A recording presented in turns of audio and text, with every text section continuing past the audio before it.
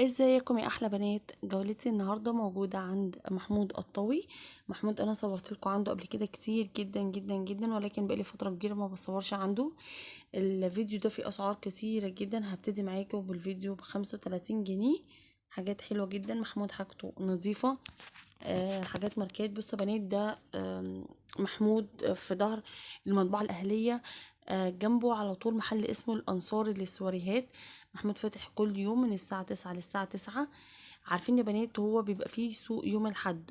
هو يعتبر عند السوق ده اللي في ظهر المترو. ده سور المترو اللي موجود. هو وراه على طول، بس هو محل اصلا، هو اساسا في الاساس محل زي ما انتوا شفتوه في اول الفيديو. هسيب لكم رقم تليفون محمود في اول تعليق مثبت علشان تقدروا تتواصلوا معاه. هو تقدروا هو الافضل ليكي ان انتي تروحي له من ناحيه الكورنيش، لان اصلا المحل بتاعه ناحيه الكورنيش مش ناحيه زكي السماك خالص. لو من ناحيه زكي السماك يا بنات هتمشوا كتير جدا جدا جدا. فتعالوا بقى نشوف الحاجات اللي موجوده عنده على الستاند ده ب35 جنيه. زي ما بقول لكم الفيديو ده فيه كذا سعر، ان شاء الله باذن الله هوريه لكم مش سعر واحد بس. زي ما انتم شايفين بلوزات بنص كم، شوميزات، حاجات حلوة جدا ألوانها صيفي. بلوزة زي كده كانت ب35 جنيه، كانت حلوة جدا. يعني دي كانت حلوة قوي بصراحة، هي مستوردة بس ما خدتش بالي من الاسم.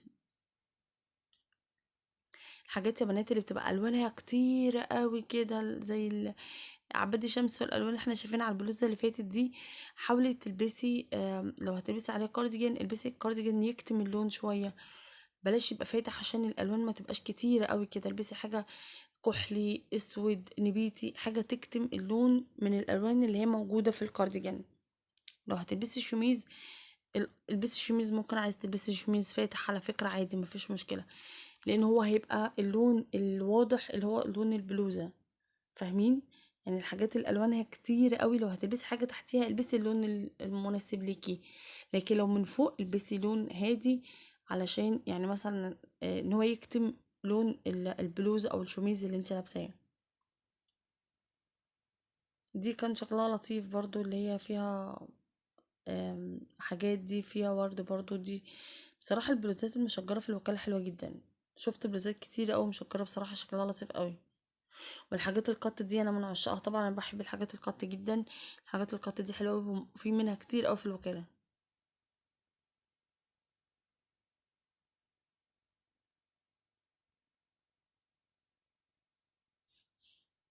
زي ما انتم شايفين يا بنات، انا بوريكم البلوزات اهي اللي موجوده. دي كانت حلوه جدا، بس مشكلتها الاستيكه اللي تحت بصراحه مخليها شكلها مش لطيف. يعني لازم تتلبس على جيبه، مش هينفع على بنطلون خالص.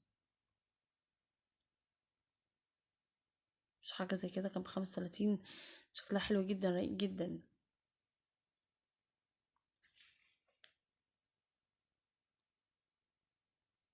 ده التونيك اهو برضو كان حلو قوي.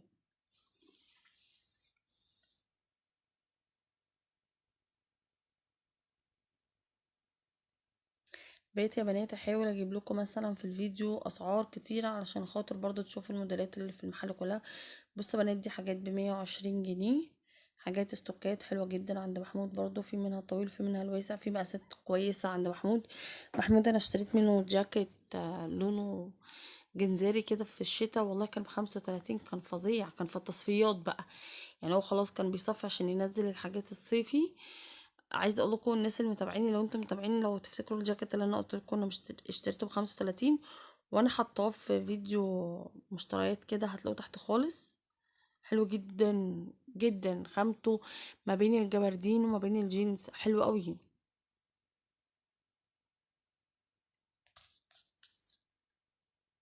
محمود عنده مقاسات واسعه وطويله، عشان الناس اللي بتسالني دايما عن المقاسات الواسعه والطويله. بس يا بنات من اللي هي من 120 جنيه، مش اللي هي موجوده ب35 جنيه.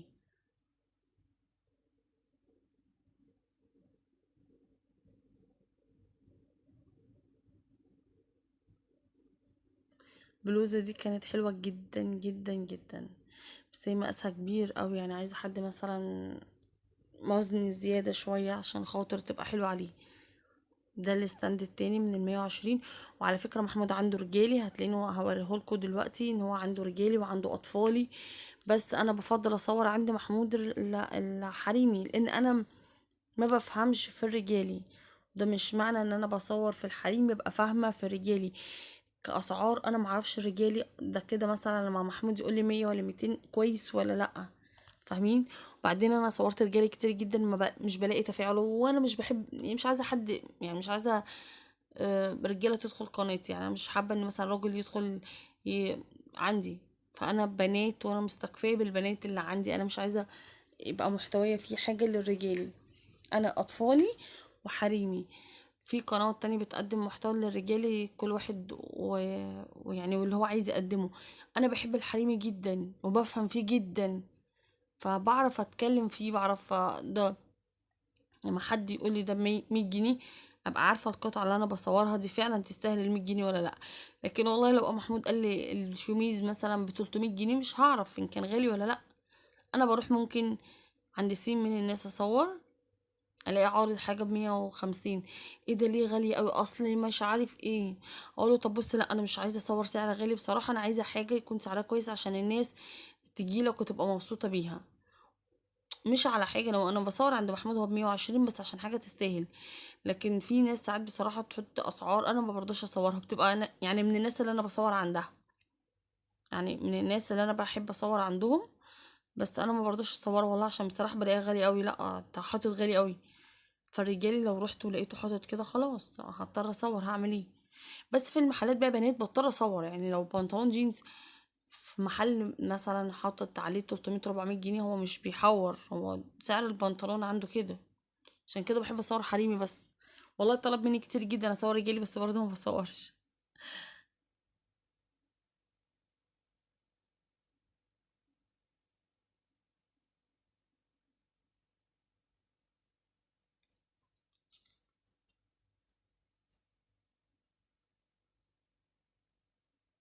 في طبعا طبعا في وسط الحاجات دي يا بنات حاجات مش حلوة، كتير عليا 150 طبعا.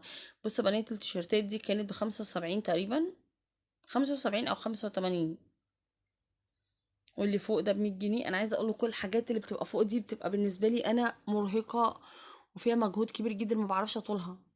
يعني لازم اقف بقى على كرسي عشان اعرف اطولها عشان اوريها لكم باستفاضه.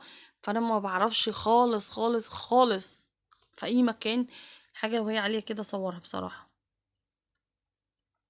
في بقى التيشيرتات الرجالي اهي، وكمان في فساتين عنده ب125.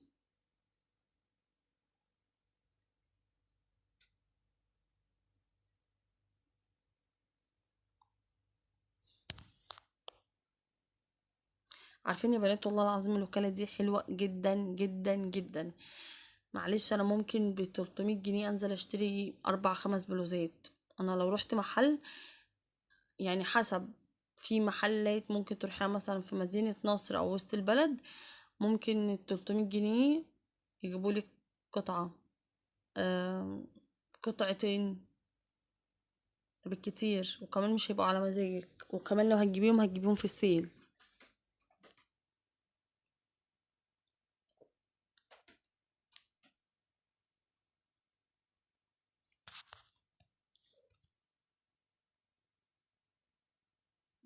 بصوا يا بنات برضو البلوزة دي كانت حلوة جدا، اللون اللبني مع لون الهافان طبعا تحفة. زي ما انتم شايفين يا بنات الحاجات كمان اللي عند السور دي ب150 جنيه. انا سألته قال لي الفساتين القصيرة دي ب150 جنيه. بصوا دي كانت بتعمل صوت، انا كنت بجربها برضه عشان اعرف بتعمل صوت ولا لأ. لقيتها بتعمل صوت. هقول لكم العنوان تاني يا بنات. الوكالة من ناحية الكورنيش جنب الأنصار اللي سواريهات، في ظهر سور المترو. سيب لكم رقم تليفونه في أول تعليق مثبت علشان تقدروا تتواصلوا معاه. هو اسمه محمود قطاوي، هو دايما بينزل حاجات حلوة وعنده أطفالي كمان، علشان لو عايزين. وأقرب حاجة ليكي ان انتي هتروحي من ناحية الكورنيش. على فكرة الوكالة من ناحية الكورنيش لها دخلات كتيرة جدا جدا جدا.